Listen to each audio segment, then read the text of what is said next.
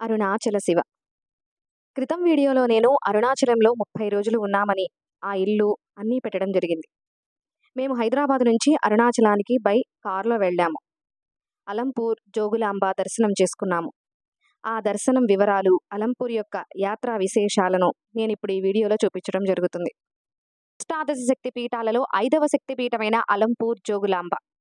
ఇక్కడ స్వామివారు బాలబ్రహ్మేశ్వరుడిగా పూజలు అందుకుంటున్నారు. తెలంగాణ రాష్ట్రం జోగులాంబ గద్వాల్ జిల్లాలో అలంపూర్ క్షేత్రం ఉంది.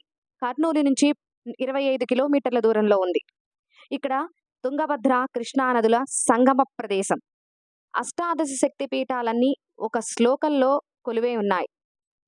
లంకాయాం శంకరీదేవి, కామాక్షి కాంచికాపురే, ప్రద్యున్నే శృంఖళాదేవి, చాముండి క్రౌంచపట్టణి, అలంపురే జోగులాంబ, శ్రీశైలే భ్రమరాంబిక, కొల్హాపురే మహాలక్ష్మి, మాహుర్యే ఏకవీరిక, ఉజ్జయిన్యాం మహాకాళి, పీఠిక్యాం పురుహూతిక, ఓఢ్యాయాం గిరిజాదేవి, మాణిక్య దక్షవాటికే, హరిక్షేత్రే కామరూప, ప్రయాగే మాధవేశ్వరి, జ్వాలాయాం వైష్ణవీదేవి, గయా మాంగళ్యగౌరిక, వారణాస్యాం విశాలాక్షి, కాశ్మీరేషు సరస్వతి. అష్టాదశ సుపీఠాని యోగినామపి దుర్లభం, సాయంకాలే పటే నిత్యం సర్వశత్రు వినాశనం, సర్వరోగహరం దివ్యం సర్వ సంపత్కరం శుభం.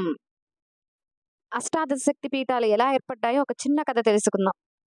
ఒకప్పుడు దక్షుడు బృహస్పతి యాగం చేసినప్పుడు అందరినీ ఆహ్వానించాడు. కానీ కూతుర్ని, అల్లుడిని పిలవలేదు. ఎందుకంటే దక్షుని కుమార్తె సతీదేవి దాక్షాయని తండ్రి మాటలకు విరుద్ధంగా శివుడిని పెళ్లాడింది.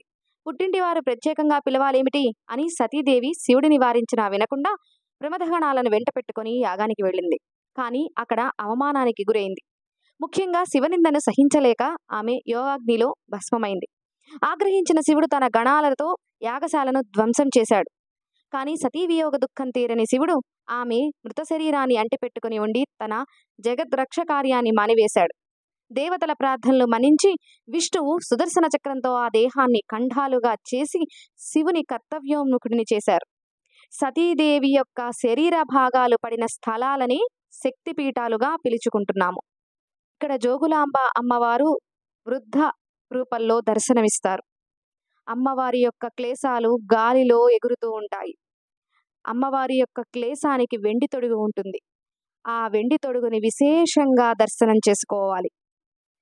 అమ్మవారి క్లేశాల్లో బల్లి, తేలు, గుడ్లగూప, కపాలం కనిపిస్తాయి. వీటిలో బల్లి శకునాలకు, తేలు న్యాయ ధర్మాలకు, గుడ్లగూబ లక్ష్మీదేవి యొక్క వాహనం, సంపదకు, కపాలం తాంత్రిక ఉపాసకులకు ప్రతీకలు. దేశం నలుమూల నుండి అనేక మంది మంత్ర తాంత్రికులు ఇక్కడ సాధన కోసం వస్తూ ఉంటారు. సంవత్సరానికి ఒకసారి అమ్మవారి యొక్క నిజరూప దర్శనం ఉంటుంది. అప్పుడు భక్తులు వేల సంఖ్యలలో అమ్మవారిని దర్శనం చేసుకుంటారు. అమ్మవారు నిజరూపంలో వృద్ధురాలిగా కనిపిస్తుంది. జోగులాంబ దర్శనంతో నరఘోష్టి, దిష్టిదో, వాస్తు దోషాలు, కీడు తొలగిపోతాయి. ఈ అమ్మవారిని గృహచండిగా పిలుస్తారు. అమ్మవారు ఉగ్రస్వరూపిణి. వసంత పంచమి నాడు అమ్మవారికి సహస్రపట్టాభిషేకం చేస్తారు. అప్పట్లో అమ్మవారిని ఒక కిటికీ గుండా భక్తులు దర్శించుకునేవారు. 2005లో అమ్మవారికి ప్రత్యేకంగా గుడి కట్టి అందులో ప్రతిష్ఠించాకే అమ్మవారి ఆలయానికి మరింత పేరు వచ్చింది. అలంపూర్ క్షేత్రంలో జోగులాంబ అమ్మవారి గుడితో పాటు 9 శివాలయాలు ఉన్నాయి. ఇక్కడ బాలబ్రహ్మేశ్వరుడు లింగాకారంలో కాకుండా గోస్పాద ఆకారంలో కనిపిస్తాడు. దీనికి ఓ పురాణ ఇతిహాసం ఉంది. పూర్వం బ్రహ్మదేవుడు ఈశ్వరుణ్ణి ప్రసన్నం చేసుకునేందుకు ఇక్కడ తపస్సు చేశాడట. బ్రహ్మ తపస్సుకు మెచ్చి శివుడు బ్రహ్మ దగ్గరకు బయలుదేరుతాడు. అయితే ఈశ్వరుడు కైలాసం వదిలి వెళ్లటం పార్వతీదేవికి, నందీశ్వరులు సహా ఎవరికీ ఇష్టం ఉండదు. అయినా వినకపోవడంతో నంది ఎలా అయినా శివుడిని ఆపాలని శివుడు ఉద్భవించే చోట పాదం అడ్డుగా పెట్టాడు. దీంతో ఆ పాదం వదిలి శివుడు పక్క నుండి వెలిశాడట. అందుకే ఇక్కడ ఈశ్వరుడు గోస్పాద ముద్రితంగా కనిపిస్తాడు. శివుడు ఇక్కడ బ్రహ్మకి 9 రూపాల్లో దర్శనమిచ్చాడని, అందుకే ఆ రూపాలతో 9 ఆలయాలలో వెలిశాడని చెబుతారు. బ్రహ్మదేవుని తపస్సు ద్వారా పరమేశ్వరుడు ఉద్భవించిన బ్రహ్మని బాలబ్రహ్మేశ్వరునిగా కొలుస్తుంటారు. సాధారణంగా శైవ క్షేత్రాలలో శివలింగాలు స్తూపాకారంగా ఉంటాయి. అలంపూర్లో మాత్రం గోస్పాద ముద్రిక రసాత్మలింగంగా వెలిసింది. ఇక్కడ శివలింగం జ్యోతిర్జ్వాలామయం. మూల విరాట్ అయిన స్వామివారి లింగము రుద్రాక్షలతో రూపొందించిన అద్భుత లింగం. భక్తులు ఎంత నీటితో అభిషేకం చేసినా ఒక్క నీటి బిందువు కూడా బయటికి రాదని చెబుతుంటారు. ఈ లింగాన్ని పూజిస్తే అంతులేని పుణ్యం లభిస్తుందని నమ్ముతారు.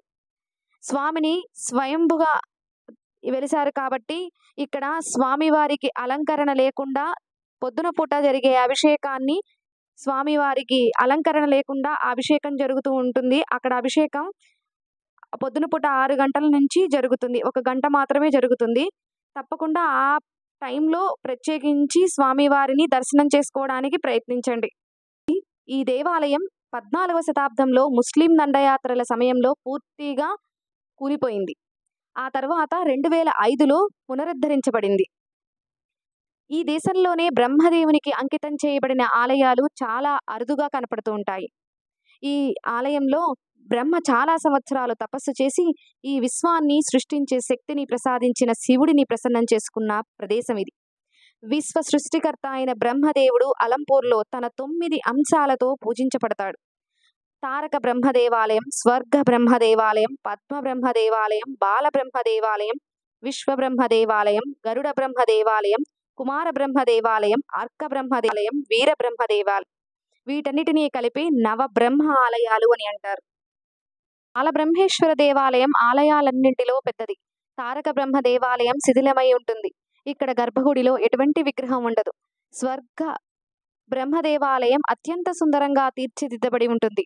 1500 సంవత్సరాల క్రితం కట్టిన ఈ దేవాలయాలు ఇప్పటికీ చెక్కు చెదరకుండా కనిపిస్తాయి. కొన్ని దేవాలయాలు అమ్మవారు జోగులాంబని దర్శనం చేసుకుని, అయ్యవారిన బాలబ్రహ్మేశ్వర స్వామిని దర్శనం చేసుకుని, నవబ్రహ్మ ఆలయాలను చూసి, బయట ఉన్న సప్తమాతృకలను, దక్షిణామూర్తి అనఘాదేవి మూర్తిని చూసి, చుట్టూ ఉన్న ఉపాలయాలను కూడా చూసి బయటకు వస్తే అక్కడ శ్మశాన నారాయణ స్వామి ఆలయం 1 కిలోమీటర్ దూరంలో ఉంటుంది.